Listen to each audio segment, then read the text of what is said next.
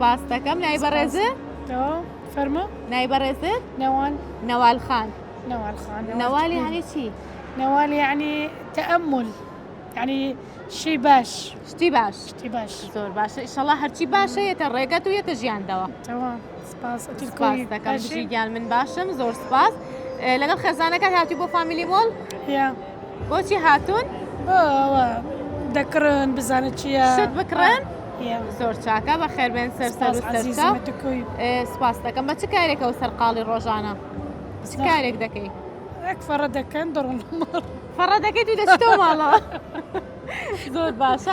حەزوو لە شت کڕین هەیە؟ بۆ بچووکە بزانن چۆنە ساریان بۆ چوونەتە ئێ بۆ نایەن؟ حەز ناکەن دەرکەون. زۆر چاکە. لەگەڵ پرسیار و وەڵاما چۆنی؟ زیرەکی لە وەڵامدانەوەیە؟ ئەلحەمدولیلا. پرسیارێکە لێ دەکەم بۆ هیوایی ببیتە خاوەن خەڵات.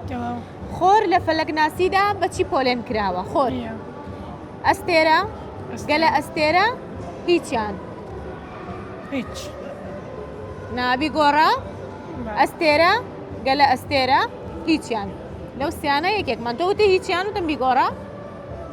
گەلە ئەستێرە. گەلە ئەستێرە بەداخەوە وەڵامەکە هەڵە بوو. سپاس بۆ بەشداریکردنت، خۆشحاڵ بووم. شتێکی خۆشمان پێشکەش ناکەی؟ فەرموو. پیرۆزە و جێژنە ئینشەڵا هەموو خەڵک سەحە و سەلامە بۆیانە. سپاس دەکەم. ئینشەڵا هەر حەیات دەبێ یعنی باش دەبێ بۆیانە. زۆر سپاس دەکەم. ئینشەڵا ڕۆژی ئاڵای کوردستان لە هەر چوار پارچەی کوردستان پیرۆز بێ، لە هەموو تاکێکی کورد لە هەر شوێنێکی جیهانە ڕۆژی ئاڵای کوردستانیان لێ پیرۆز بێ و هیوادارین ئاڵاکەمان هەمیشە شەکاوە بێ. زۆر سپاس دەکەم. سپاس بۆ بەشداری، کاتێکی خۆش و خوال لەگەڵ. سپاس دەکەم.